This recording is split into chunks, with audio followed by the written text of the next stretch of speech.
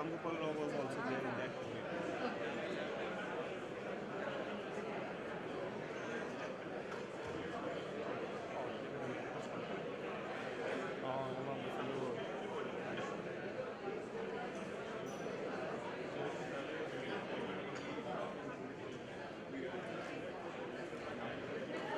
This is a humble request for all to reassemble for the next session to begin. Ladies and gentlemen, please take your seat. Thank you.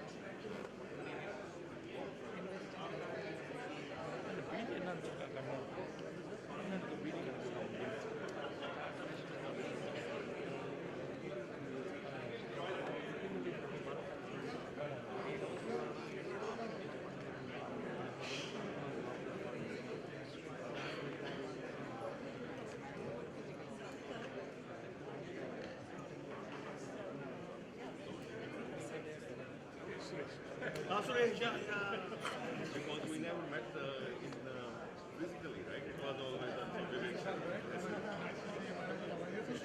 Sorry for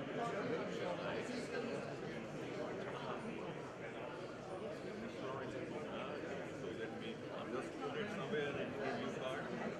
It's a little tricky aspect. Yeah, why this is better intention? Dear delegates, please, I request you to please take your seats. There is a 45-minute lunch break after this session and we can take forward our conversation then. May I please request all to take their seats. Thank you so much. So lots of work. We are there on the panel, right?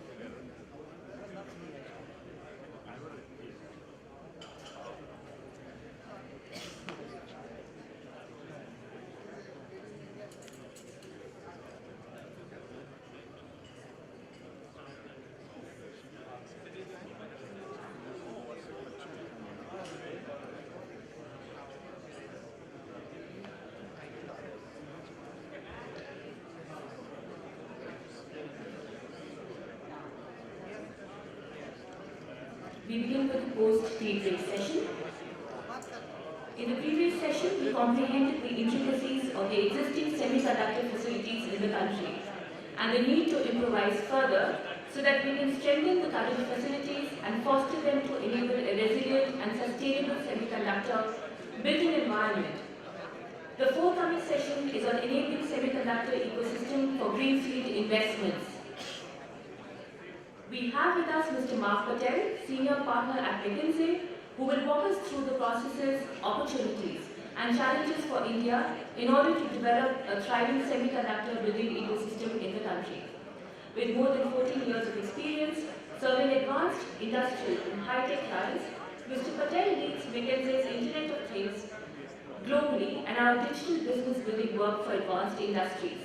A passionate believer in the impact that IoT, analytics, and AI have on improving our work, health, and social life. Mr. Patel has committed his client and professional focus to these issues over the last several years. For almost 8 years, Mr. Patel was one of the leading partners in McKinsey's semiconductor practice and biosystems work. We are very, very grateful to have him amidst us today. Over to you, Mr. Patel. May I please invite you to come on the dais.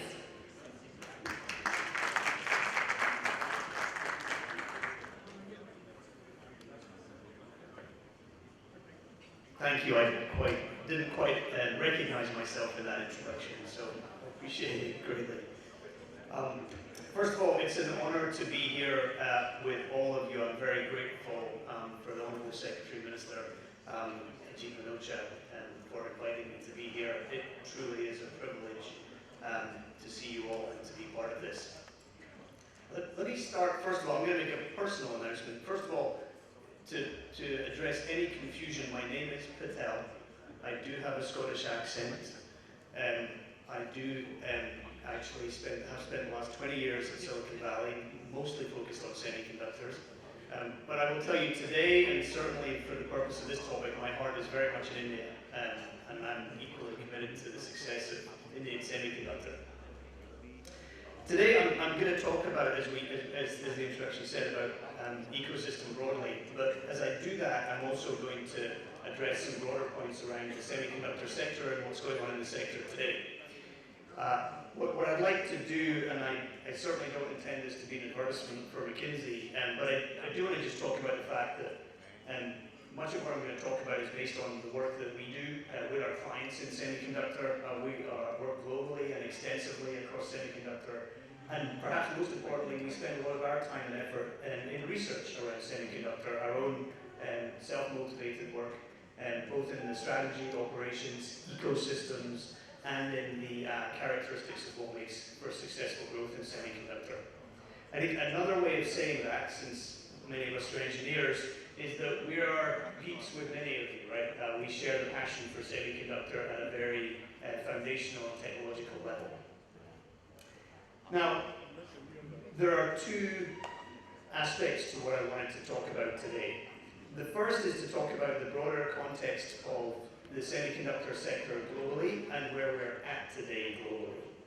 I think that's important because it frames both this point in time, but also what that means for the creation of an ecosystem here in India.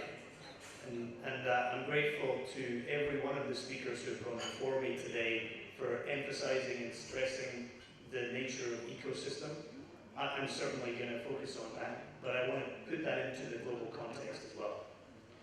The second part of what I'm going to talk about today will address, in the context of ecosystem for India, what I've framed as both the enablers, some of the foundational elements to make an ecosystem successful, and also what I'm going to propose today are the potential accelerators for an ecosystem in India. So let me start with a global framing. You know, I certainly can't claim any credit, and I am definitely following in the much bigger footsteps of Ajit when I talk about the outlook for semiconductor. And I think Ajit maybe had an even better slide than I do. But it's so important when we talk about where we are and where we're going, and this framing of reaching $1 trillion in terms of industry scale for semiconductor. Now, why is that important? And there are a few things on this slide that you'll see that are important. The growth is going to come across applications. If we were standing here in 2010 and I showed you this slide, we would see wireless as the catalyst for growth in the industry. That's no longer the case. Wireless is one of, but not the only catalyst for growth in this sector. This decade is going to be defined by growth across a wide set of application areas. And that's important because it means it's also going to be driven by growth across a wide set of semiconductor types. Leading edge logic, memory, but also the compound semiconductors, the analog semiconductors, the RF semiconductors that are necessary across automotive, across industrial, across wired and wireless communication. That's important because it means that it creates a broad waterfront across which semiconductor companies can be established and be successful in India. Secondly, and perhaps obviously, that growth is a function of the incredible momentum in the applications that create the demand for these semiconductors. And the reason that the growth is so incredible is because we're at the beginning of what I will describe as a continued and an accelerated growth in the technologies, but also in the applications of those technologies that have a very wide and significant impact across our society. healthcare, education, of course mobile communications, of course faster and more effective internet communications, but also some very significant themes. The enterprise metaverse, the industrial metaverse, the application of the digital twin. These are all concepts we've been talking about for a few years, but which we are going to see propagate and proliferate in this decade in a way that is going to drive the next frontier of semiconductor growth. The reason I would like to emphasize this, as you'll see when I talk about the accelerators for the ecosystem, the connection between the semiconductor industry and the application developers and designers is fundamental for the success of ecosystems. And we'll talk about that a little bit more in a few minutes. Now, of course, what this translates to, what the slide that I just showed you translates to, is incredible potential for economic impact and for profitability and for success across all of the companies that participate. What we've seen, and this chart is a good real kind of snapshot of history, is that the semiconductor sector is the engine, is definitively the engine of the foundation on which a massive amount of economic profit has been created for all the technology companies that rely on semiconductors. And again, the reason I want to emphasize this today is because the two are symbiotic. The success of technology companies, their ability to create, in this chart, the 400 billion of economic profit is foundational, is built on a foundation of semiconductor. Now, if I talk about the industry itself, the way that the semiconductor sector has evolved is almost uniquely interconnected across geographies and across multinational companies that have developed across those geographies. Of course, these companies are based in one location, but when you look at the nature of each of the activities within semiconductor, and this is a good, this is a representative, I would say, not necessarily very granular way of looking at it. What do we see? We see that design, whether it's the design tools or it's the fabless design, predominantly has developed and grown around the United States and serves the rest of the world. Not uniquely, predominantly. But across the other aspects of the semiconductor value chain, particularly manufacturing, you see integrated device manufacturing, you see pure play foundry here. These are global activities, and they have developed as global activities and will continue to propagate as activities. The same is true for materials.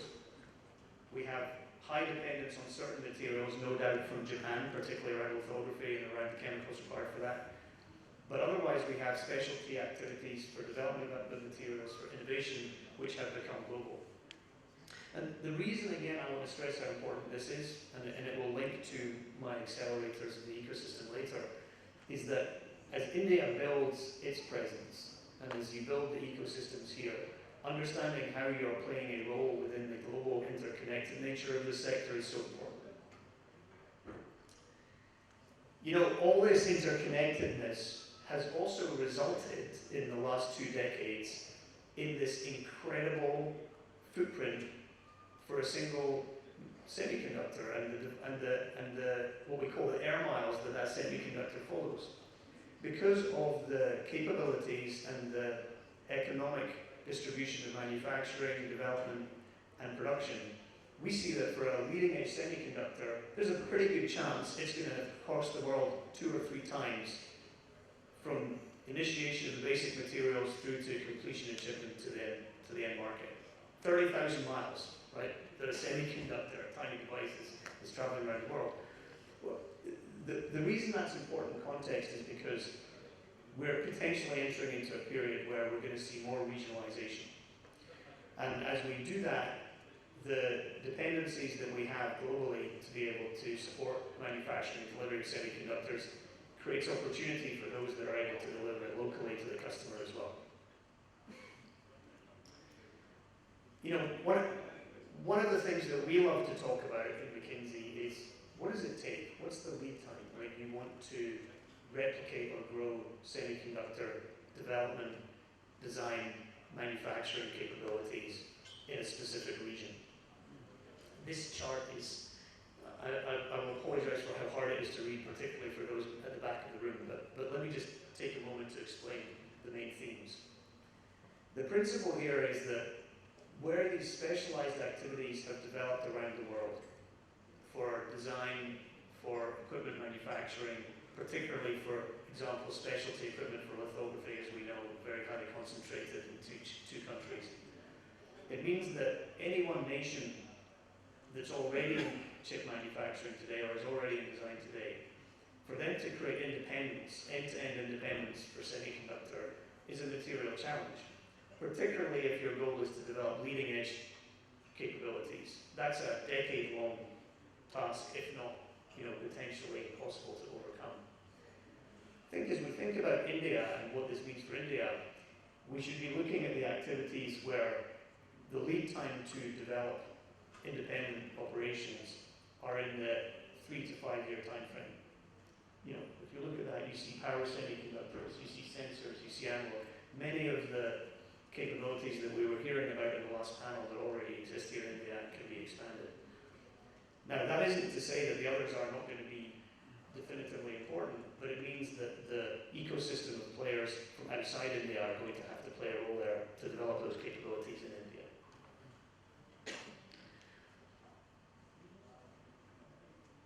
Another way of looking at the global distribution here is to look at what does it mean when you're in one of the existing semiconductor hubs, the countries that are the existing hubs, and the role that you're playing on the global level. This is a tale of two quite distinct stories. One is those that have demand, but who do not have every capability at every technology node to satisfy that demand. That's where you see red bubbles on this page.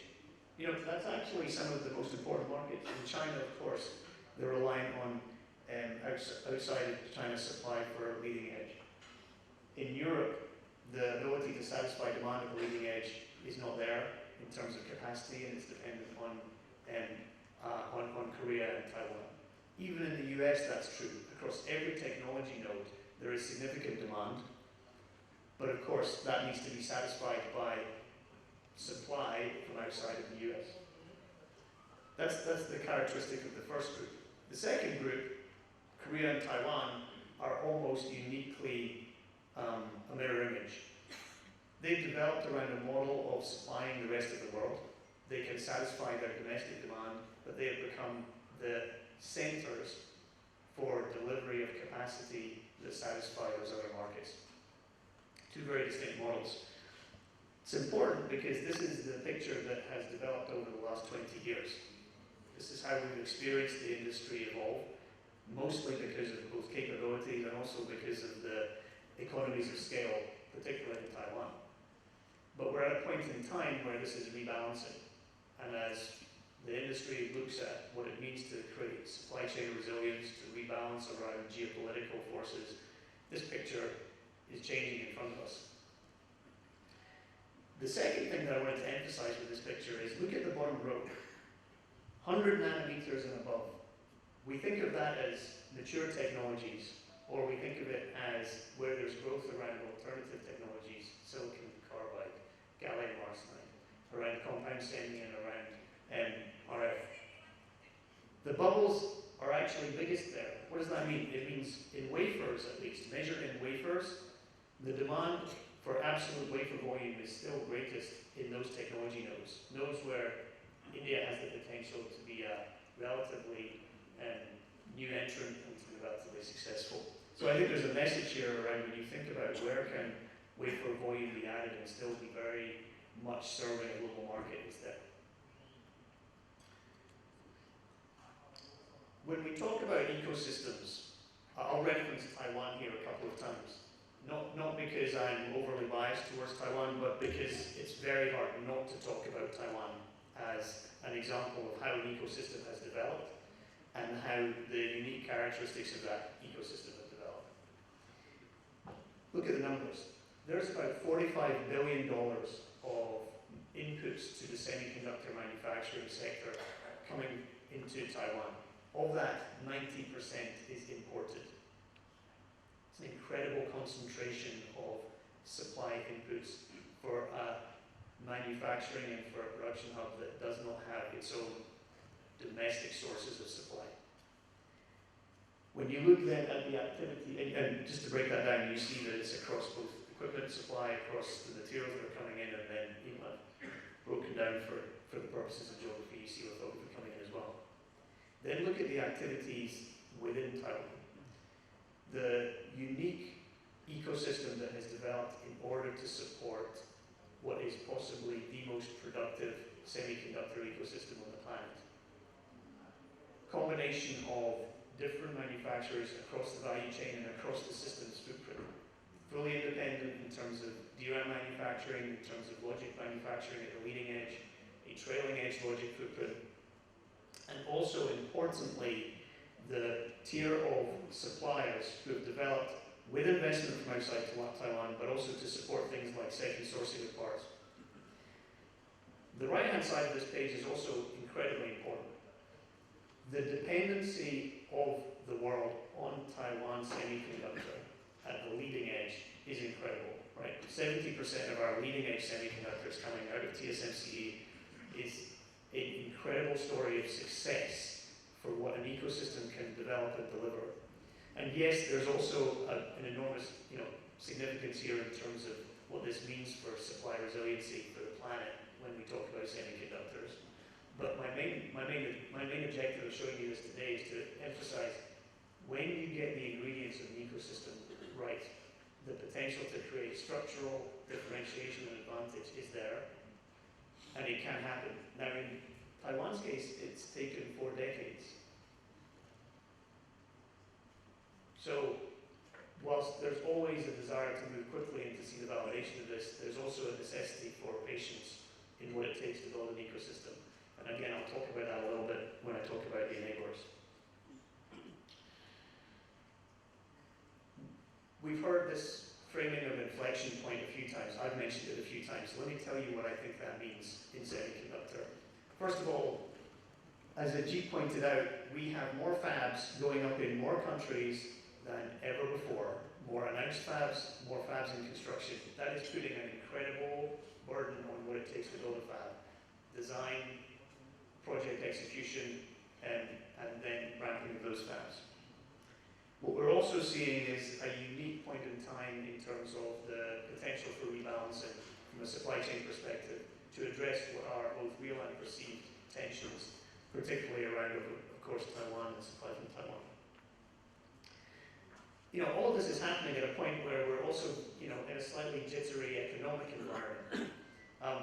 For many of the semiconductor players, this is going to be a year where we come off the incredible growth of the last few years. And it's one where folks are questioning where and how to make their capital investments most productive.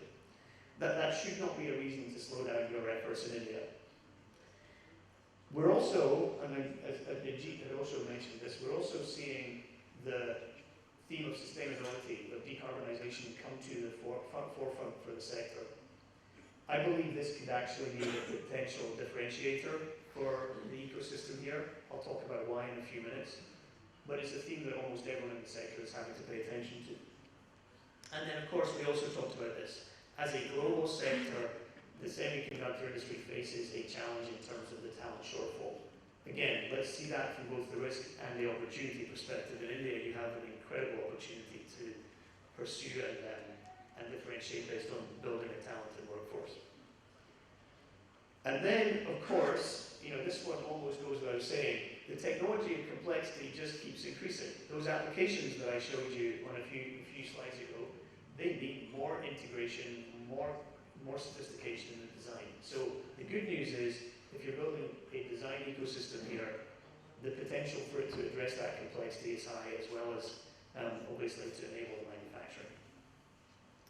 And as I said, the geopolitical importance of semiconductor has reached a new level. It's not just because we started to run out of semiconductors in the last few years and the rest of the world started to talk about semiconductors. It's also because the last 20 years have been characterized by a significant dependence on a very concentrated set of geographies. That's no longer how each nation is thinking about it. It's reflected, of course, in the rebalancing of where global flows of capital are going into semiconductor. This is not comprehensive, it's directional, and it's again very much picking up on the theme that Ajit mentioned.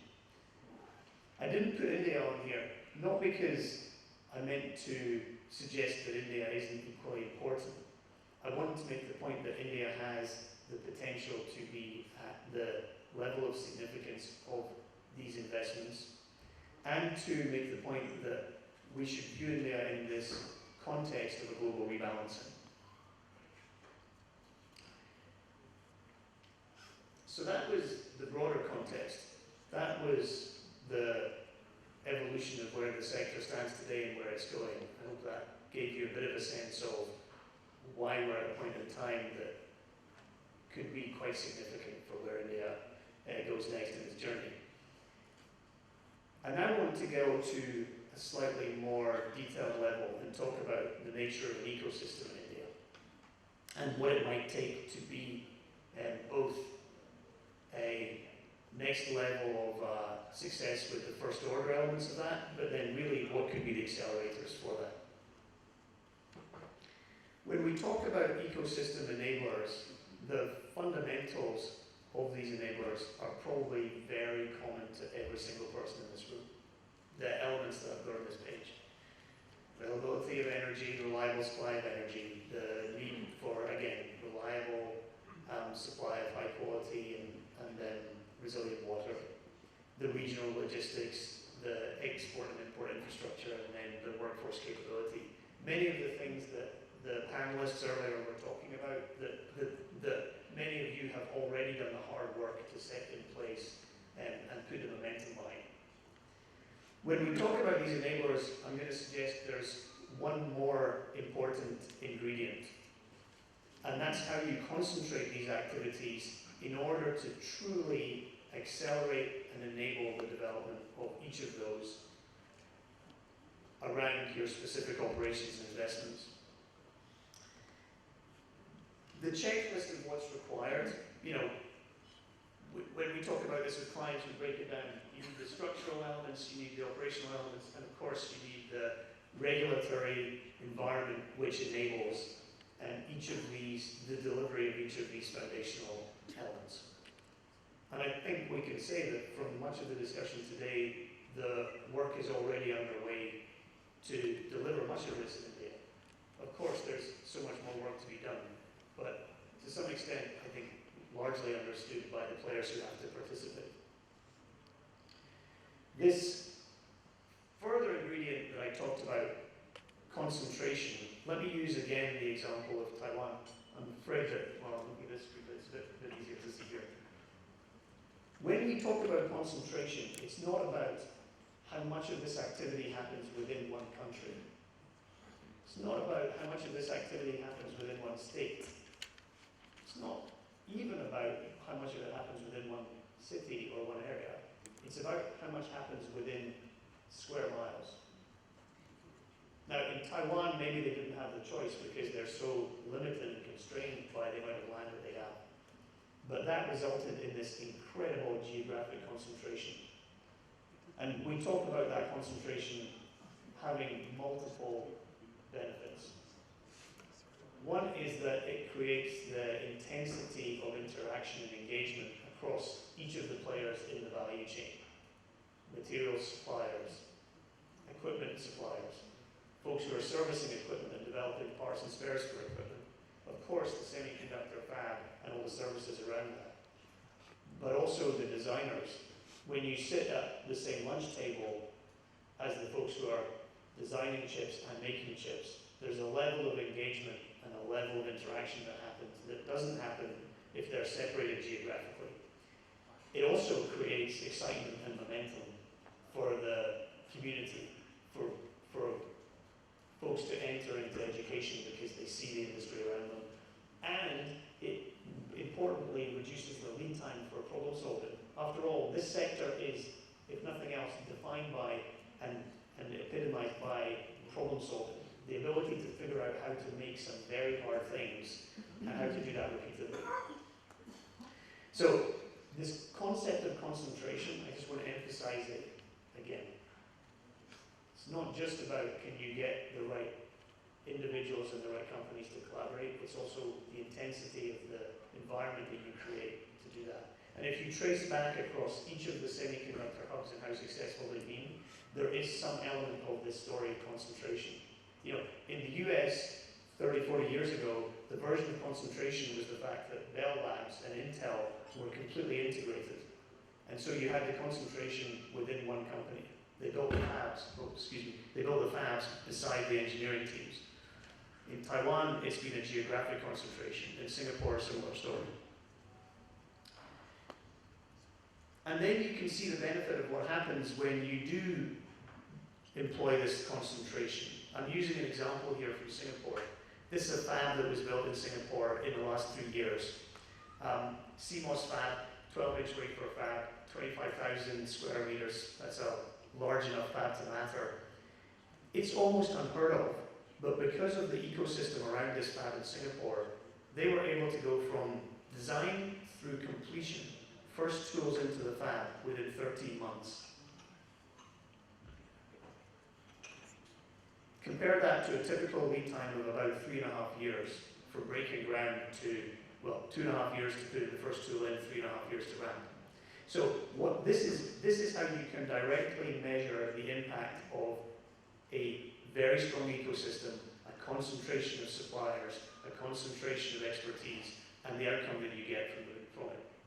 And in this case, what did that translate to? Even during COVID, it meant you could have the combination of the intensity of the different companies involved, the workers on site, the amount of steel that has to be moved. And in the environment and circumstances of COVID, even taking into account the loss of productivity, they were able to complete in 13 months. Now, I'm not suggesting that's the benchmark that you should aim for in India for the first fab or the second fab or the third fab, but it is the benchmark you should aim for when you think about the intensity of opportunity for an ecosystem that develops around it.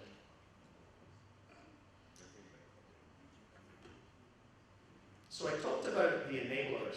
Now let me talk about the accelerators. The first of this is about leadership and champions. I want to personalize it to everyone in this room. The success of the semiconductor hubs that exist today and the success of an ecosystem in India will be a function of the individuals who engage around it, who have the vision for both the short term and the long term, and who will motivate and inspire thousands of other individuals to be part of it. And if we look, and when we look at the other semiconductor hubs, the reason that they have been successful is for exactly this reason. It's not just because you attract investment and not just because you attract companies into India, it's because you have Indian champions who will own it and want to make it their life's work. Secondly, and I believe in this passionately, you have to aim for and develop around a domestic application market, which in turn creates the opportunity for designers and customers of semiconductors in India. That means at the system level and at the chip level.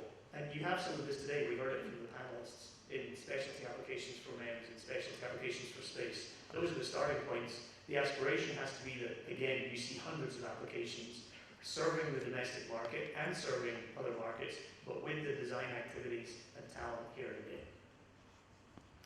The third is talent, what I call talent circulation. And again, many of you may already be part of this. This is a global industry. One of the most wonderful aspects of this sector and the way that it's grown is because the talent has shared their understanding of the challenges, solved the problems collectively, and done that because individuals have been rotating their own lives and their own families through different geographies, building on an understanding from one location and bringing it to another.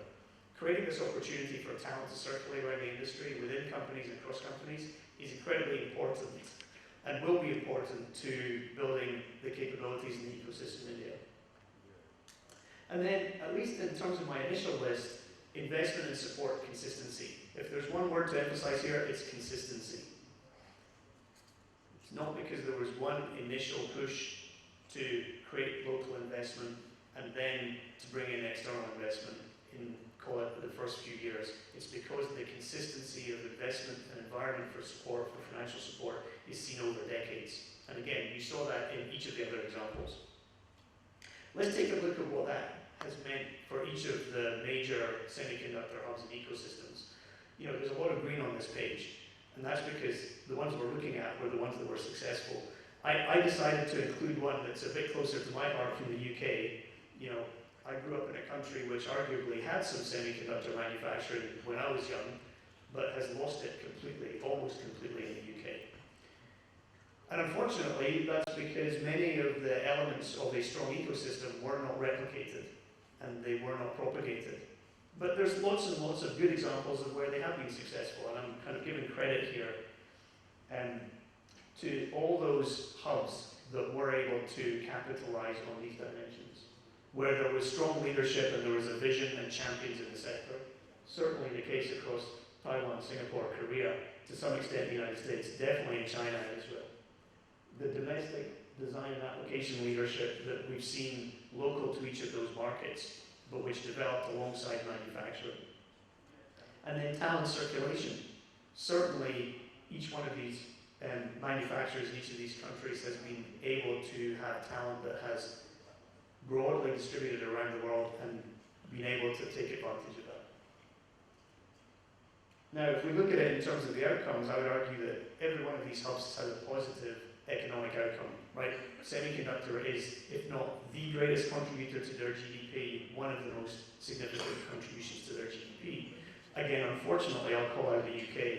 They struggled to create that. Why? Because they didn't build the application expertise in the country, and they weren't able to create true champions, with the exception possibly of ARM as a unique global example. So those are my first order accelerators. As I'm getting towards the end here, I do want to highlight two more that I think we have to add to the list. The first is one that is very temporal.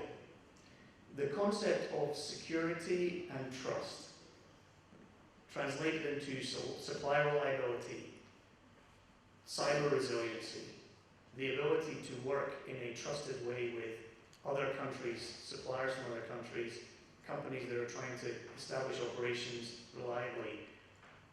That has the potential to be both an accelerator and a differentiator for India.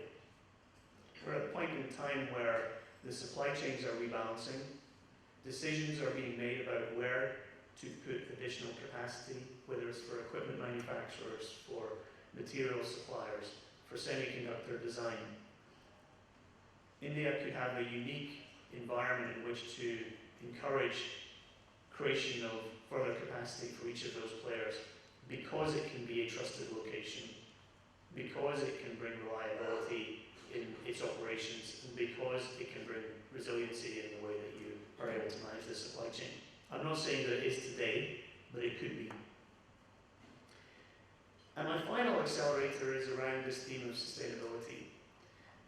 There are very specific challenges for the industry in satisfying the sustainability goals and decarbonization goals of the sector and of the customers. India could be uniquely positioned, again, to address those, and let me say a little bit more about each. First of all, on this question of reliability and trust, this is just one data point. This is a McKinsey survey of executives. What matters to those executives over the last few years, and what are they worried about? Well, yes, there were a lot of things that folks are worried about and continue to be worried about. Economic volatility, impact of COVID and other potential global pandemics, the challenges around supply chain. But look at what's most important to everybody. Global instability. How do you address that economically and for individual companies, and how do you make decisions about investment that can be that can reassure you in that context? That's why I make this point about the ecosystem accelerators are not simply about infrastructure and about supply chain. They can also be about the business environment and the technology environment. And then on this question of sustainability, you know, one of the most wonderful things in the last 5 years, for those of us that were paying attention, is that we saw most of the world start to commit to net zero goals. individual companies, nations, and some of the biggest technology players. The Googles, the Microsofts, the Tencents, the Metas of the world have all come out and made aggressive timeline and defined aggressive timelines around net zero. If I use the example of Apple, this is Apple's own data, it's on their website, nothing that I'm sharing is proprietary. What are they saying? They're saying that by 2030, their net zero goal will be met. How does that get met? It means that their supply base commits to and also delivers on net zero. It also means, if you look at the bottom of the chart, that they're actually going to buy some negative emissions or achieve some negative emissions. That's a different discussion. But the implication of this is that everyone in the Apple supply chain is going to also deliver on this. When you translate this to what that means for semiconductor, let me put it in numbers for you. 70% of the emissions from an Apple iPhone are associated with the manufacturing of that phone. 60 to 70% of those emissions come directly from semiconductors in that device. So the weight of the goal of decarbonizing for a company like Apple resides in the semiconductor supply chain. In the semi supply chain, there are really three pillars that drive the carbon footprint. One is the process gases, chemicals that are involved in manufacturing. That's a significant challenge. You see that here, 35%, scope 1. 2 is the energy that we use in the facilities and then in the direct transformation of the materials and processes, 45%. And then a further 20% that you can see is distributed across raw materials and also in the construction and the capital projects that build our fabs and our back-end facilities. Why is this so important for the sector? Because if you take that middle block, the energy required in scope 2, what that means is that we have to shift the supply of energy from current fossil-based sources to renewable energy for this sector. The reason that's significant is because the manufacturing base for semiconductor today is structurally in a place where the access to renewable energy is almost impossible at the levels that we're talking about. Taiwan, Korea, Japan, Singapore. There is no journey to 100% renewable energy today for those locations. There's no journey to 20% renewable energy. 95% of Taiwan's energy is imported today. 95%. Their capacity for renewable energy domestically to supply semiconductor less than 10%. So, a nation that can deliver renewable energy for semiconductor manufacturing will have a competitive advantage and will be particularly well placed in serving all of those large technology companies that have committed to achieving those goals. And I put that out there as one of the potential accelerators for the ecosystem for India. So let me conclude. Just to summarize again some of the main points. I do think we're at a unique point in time. You have the benefit of momentum, and let's face it, that's where all economic growth comes from. And the momentum in this industry is incredible. We shouldn't just think about 1 trillion in 2030, we should be thinking about the 2 trillion by 2040. Secondly, the foundational enablers, whilst they are very, very important and necessary, they will not be sufficient. But the concentration of those enablers could make a difference, both to your timelines and to your outcomes. The accelerators require some long-term commitment. It starts with leadership vision, each of you in this room, and the thousands of people that you'll touch. The talent circulation, and the development in local application investment. And then finally, these two accelerators that I think could be quite special. The idea that they're a trusted location with resiliency and reliability in supply, combined with the potential to address what is the massive decarbonization challenge of this industry, particularly around the renewable energy footprint that's required to do that. Thank you.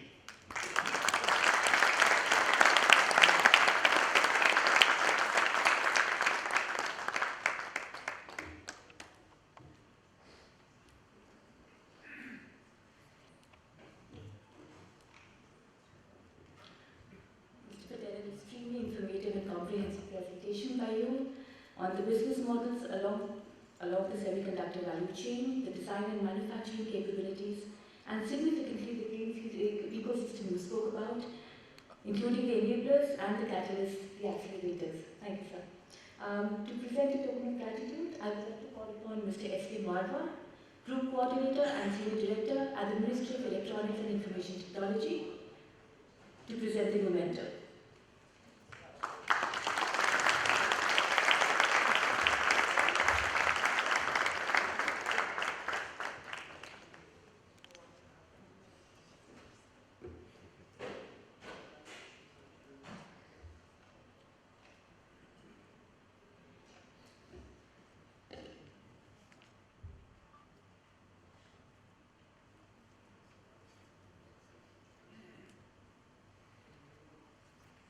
Thank you, sir.